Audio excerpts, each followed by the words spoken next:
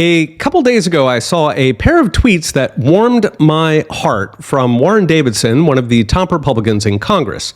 Davidson wrote, quote, "I want to criminalize designing, building, developing, testing, or establishing a CBDC.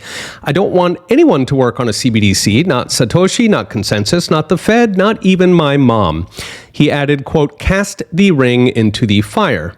The reason this sparked Marie Kondo levels of joy is that I had been worried about a Trojan horse effort in Washington to trick Republicans into greenlighting a contractor-built CBDC. I've been talking with congressional offices to end this threat, and at this point, I am very pleased to see a top Republican rejecting that effort. This matters because the only way a CBDC was going to get congressional authority was if lobbyists managed to get both parties on board, if it was bipartisan. Because Democrats are a write-off. They love CBDCs since they're now the party of big business and the deep state who both dearly want a CBDC, leaving Republicans as the leverage point. Get them on board and a CBDC was guaranteed. Alas, even if Congress holds firm, this does not mean we're safe because the Fed is building a CBDC without congressional approval to pop in as soon as the appropriate crisis arises. Bank failures, recession, take your pick.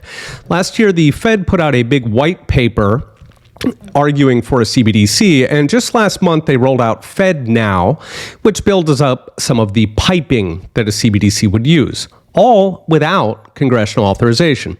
Note, the Fed can do this because they print their own budget. Literally, they do it in the back room. They are immune from the power of the purse that puts the federal government under the control of our elected representatives in Congress. So, no, the Fed doesn't work for us. We work for them.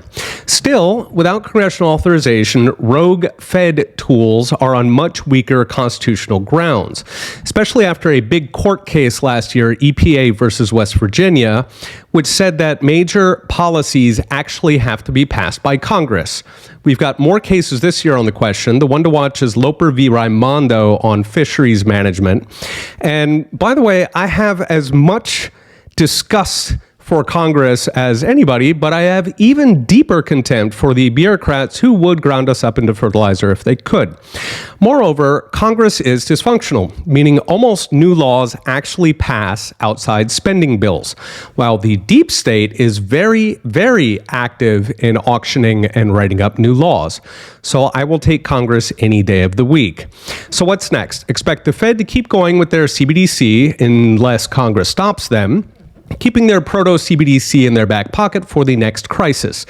Meanwhile, keep an eye on the Supremes, whether they continue reigning in the deep state and reestablishing the Constitution's delegation of legislative authority to the people's representatives.